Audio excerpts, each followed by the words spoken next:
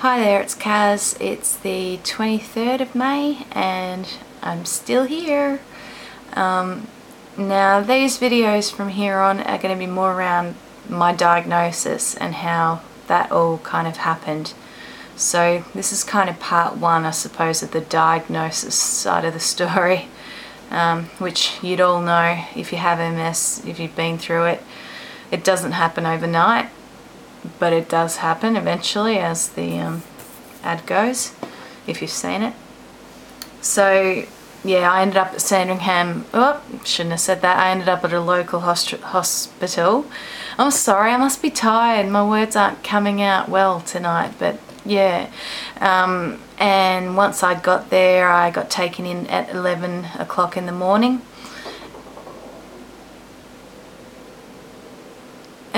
Sorry, noise out the back, out the front. But I was taken in at 11 o'clock with Mum, and I described my symptoms as I kind of knew, well, didn't know at the time, but I'd be getting very used to doing that over the next months, weeks. So I described what had happened, and she did a lot of strength tests with me, and yeah, really upsetting time. You know, I didn't even want to be there. It was like a day after my dad's funeral. I was very upset and distracted. I felt half dead, to be honest. They had me and Mum in this consulting room at the hospital in the emergency department, and the doctor who was looking after me, she had said once or twice during the day that she literally had to fight the other nurses to keep us in the room, because they're that under-resourced that they were trying to get me and Mum out of there, but the doctor kept saying they're grieving, this going on, it's quite serious. So I was on a like table bed kind of thing, and I could barely lift my head. I was just completely drunk. I can't think of a better word for it. And I was hungry and sick because I hadn't eaten for so long. They wouldn't let me drink water, they wouldn't give me anything.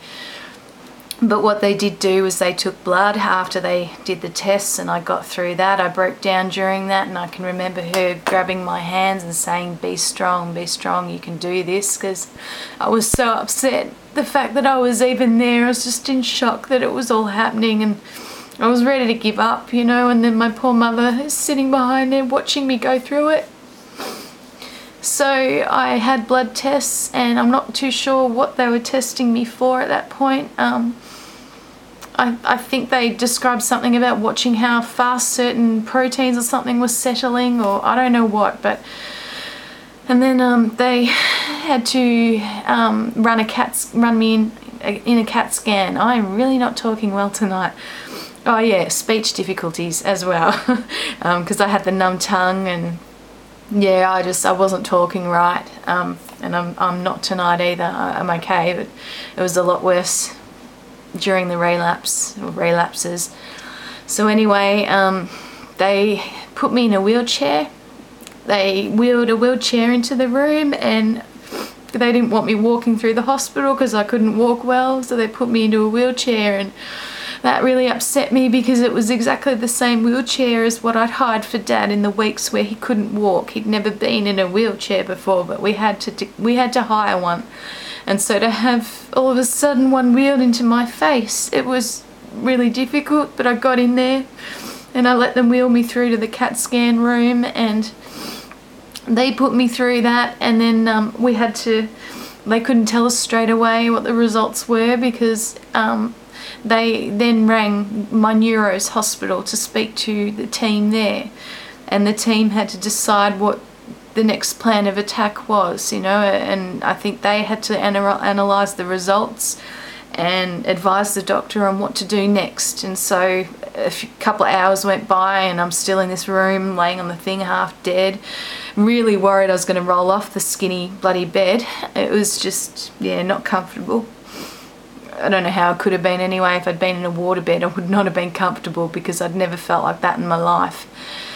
So thankfully Mum had a chair, you know, a decent chair to sit on, because she was in it all day and didn't move.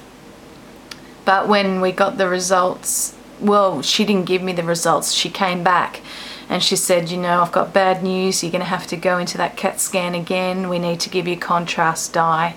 And so they put a dye into me intravenously and sent me back in there. Obviously it was going to help them see what they needed to see or give them more info or whatever. So I was pretty upset, but I had to do it again. So I went through it again, and then back to the consulting room, and more waiting. And it was a lot longer this time where I had to wait. So she finally came back in and she said, well, the good news is that you don't have a brain tumour, you don't have a blood clot, and you haven't had a stroke. So I'm like, yay, yippee, you know, when can I go? When can I eat? All I could think about is wanting to get some food into me, because I felt like I was literally going to pass out. And so she said, look, this is good news, but it's also not good news. And I'm like, why? You know, we're looking at her, a bit scratching our heads. Well, I couldn't really lift my hand, but she was concerned from the get-go that it could have been MS, and that's what she said. She said, you know, your symptoms are very much like what we would see in somebody with MS. And my mum broke down. She broke down in tears, and I can remember all I could think about was trying to calm her down, because we'd just lost my dad. And then to hear that woman say she thought that I had MS. And so I can remember lying on the bed and saying to Mum, it's alright, it's alright, it's alright, it's alright. Where on the inside I was just, what the? I was freaking out, but I couldn't show Mum that. So I tried to calm her down as much as I could. I was half out of it. And so the idea was next that I needed to go to a different, like they needed to get me in to see some neurologists and get another opinion. And they must have been linked into another local hospital. So this was on the Saturday. I was at the emergency department at the local hospital, but then by the Monday they'd managed to get me in with a professor at a different hospital, different to where I was seeing the neurologist. So I was getting to know hospitals, wasn't I? And because I couldn't drive all the appointments from there on, I had to get cabs with Mum, which cost a fortune when we couldn't afford it. And then I'd get in the cab and it's like the world was spinning, and I dreaded it. I couldn't sit in a car. It was so awful. And so anyway, we got to this different hospital and I saw the professor there. And what he said to me was that MS was unlikely, and I'm quoting him, MS unlikely.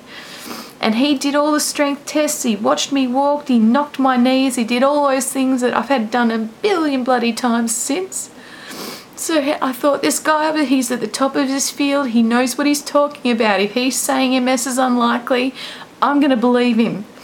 And so I did question him. I said, so you think, he thought it was anxiety related, and I said to him, so my numb face and my numb tongue, you're telling me that can be from anxiety? And he said to me that it's common, and I quote him again, he said it was common for people to have numbness that is put down to anxiety. I'd never heard of that in my life, you know. I have an anxiety disorder, so I've done a fair bit of reading and I've never come across that before, but he was a professor. So I listened to him and I had hope, you know, I had hope. So anyway, he wanted to, like I told him, I had